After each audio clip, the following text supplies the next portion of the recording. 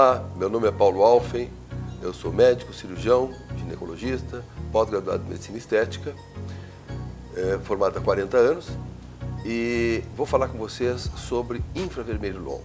O infravermelho longo é uma energia luminosa não visível. A maior fonte de infravermelho longo que existe é o Sol.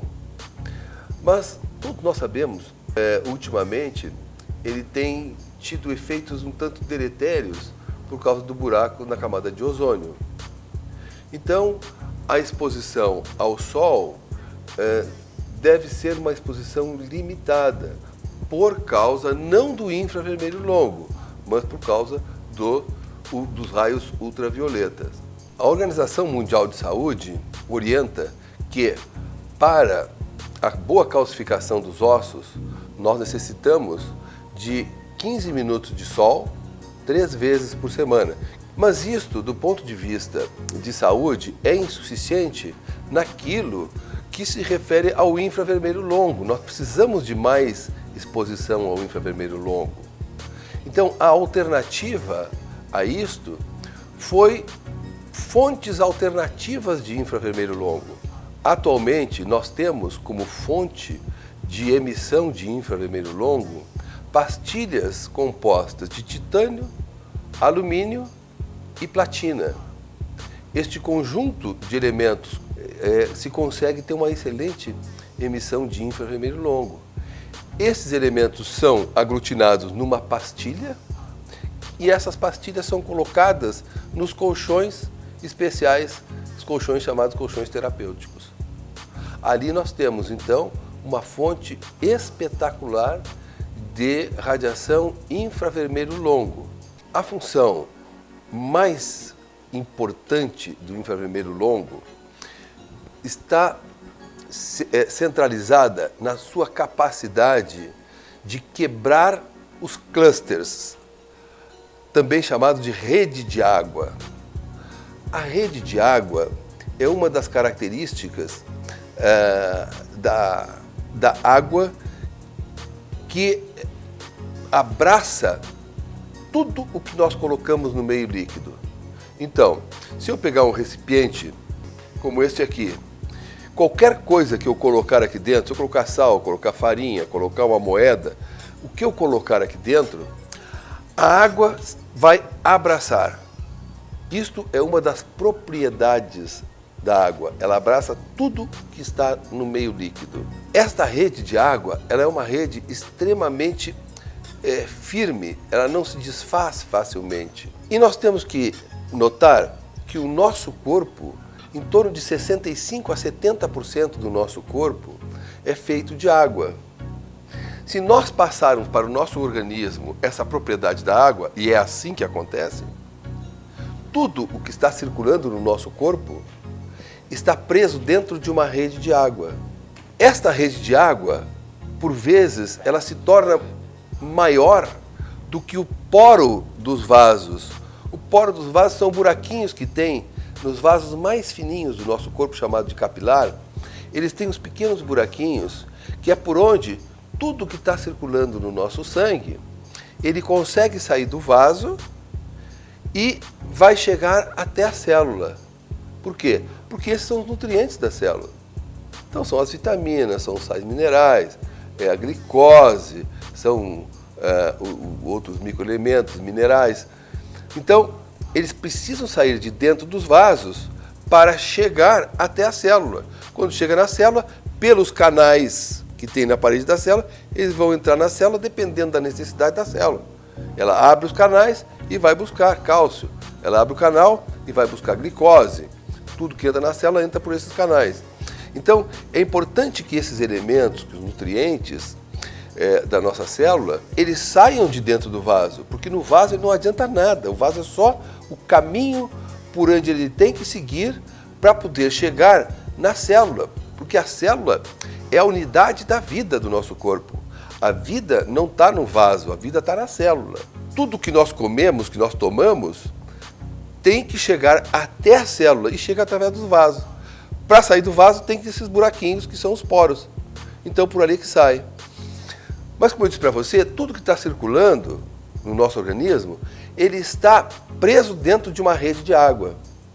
Se porventura esta rede de água se torna uma rede de água complexa, porque tem uma outra característica, que a rede de água tem tendência, por questões elétricas, ela tem tendência de cada vez ir aumentando mais e mais e mais. Então, se esta rede de água se tornou tão complexa e grande que não consegue passar pelo buraquinho do vaso. Então, aquele nutriente que está envolvido numa rede ou num cluster complexo, ele não consegue sair de dentro do vaso e ele fica só circulando, circulando. Não nos adianta nada. Então, é preciso reduzir, é preciso quebrar essa rede de água e transformá-la numa rede menos complexa, numa rede menor, para que ela tenha tamanho que consiga passar pelos poros dos vasos. E quem é que faz isto? O infravermelho longo. Ele tem a energia, a quantidade de energia certa, que ele cede essa energia para a rede de água, ele cede fótons, ele cede elétrons para a rede de água e consegue ir quebrando, ele vai liberando moléculas de água, liberando moléculas de água, liberando moléculas de água, e a rede vai cada vez se tornando menor. Portanto, o infravermelho longo, ele tem a especial capacidade de fazer com que tudo aquilo que nós ingerimos, tudo aquilo que nós queremos que chegue até a célula, mas não é só o que nós ingerimos, assim, os nossos hormônios também estão presos numa rede de água. Tudo que circula no nosso corpo está preso numa rede de água. Seja uma rede simples ou uma rede complexa. Mas ele só consegue circular preso. Porque não há possibilidade de eu colocar essa caneta dentro d'água e essa caneta vir molhada só pela frente e não vir molhada por trás. Ela vai vir molhada toda ela e inclusive por dentro, porque a água vai entrar aqui e vai abraçar tudo. O infravermelho consegue quebrar essa rede de água, tornando essa rede mais simples e, portanto, tornando disponível para a nossa célula tudo o que ela precisa. Por isso é que se diz, o infravermelho longo promove a biodisponibilidade. Bio quer dizer vida, disponibilidade todos vocês sabem. Então, quer dizer, torna disponível para a vida, porque a vida está na célula. Quem faz esta biodisponibilidade é o infravermelho longo. Por isso é que é tão importante a exposição ao sol. Tem um outro aspecto também relativamente ao infravermelho longo. Eu falei para vocês que ele promove a biodisponibilidade, que é quando tudo o que a célula precisa está na volta da célula, disponível para ela. Mas esta célula vai usar os elementos nutritivos e vai produzir naturalmente o seu lixo, que nós chamamos de catabólito. Esse catabólito está dentro da célula, ela tem que colocar isso para fora. Ela joga para fora e este lixo tem que fazer o caminho inverso que fez o nutriente. Ele tem que sair daqui da volta da célula, entrar na veia, não mais na artéria, porque a artéria traz, a veia leva. Então tem que entrar no buraquinho da veia, dos capilares venosos, para entrar na veia, fazer a circulação, passar pelo rim, o rim filtrar e colocar para fora através da urina. Se este lixo que a célula colocou para fora estiver preso numa rede de água, ele chega lá no buraquinho do capilar venoso e tranca, porque ele é maior que o buraquinho. E principalmente, porque diferente do sangue arterial, que tem pressão, aqui não tem pressão. No sangue arterial, mesmo que seja um pouquinho maior, a pressão empurra, empurra e passa. Mas aqui não.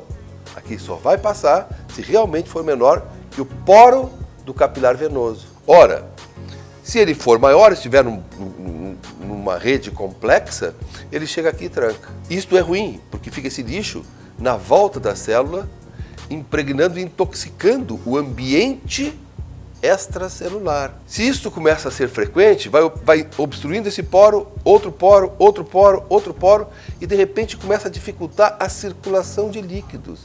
E começa a haver retenção de líquido no meio extracelular. E isto não é nem um pouco desejável. Então, se a pessoa está exposta ao infravermelho longo, há a quebra desta rede complexa e este lixo consegue então passar pelo poro do capilar venoso, entrar na circulação, vai lá, passa pelo rim, é filtrado no rim e esse lixo sai na urina. Por isso que é muito frequente nas pessoas que começam a usar esses colchões com infravermelho longo, que na primeira semana, sobretudo, a urina fica com um cheiro mais forte e com uma cor mais escura pela manhã. Por quê?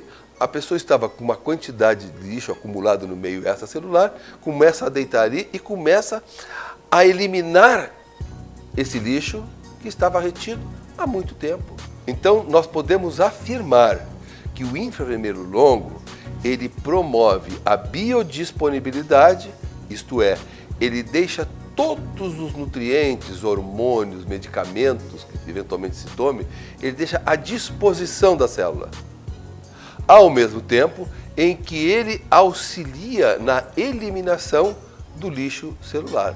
Dessa maneira, sendo um anti-inflamatório, um analgésico, promovendo a biodisponibilidade, a remoção de lixo do meio extracelular, nós podemos afirmar que o infravermelho longo auxilia na reparação de qualquer dano celular, por oferecer um meio muito mais propício à reparação e à saúde celular.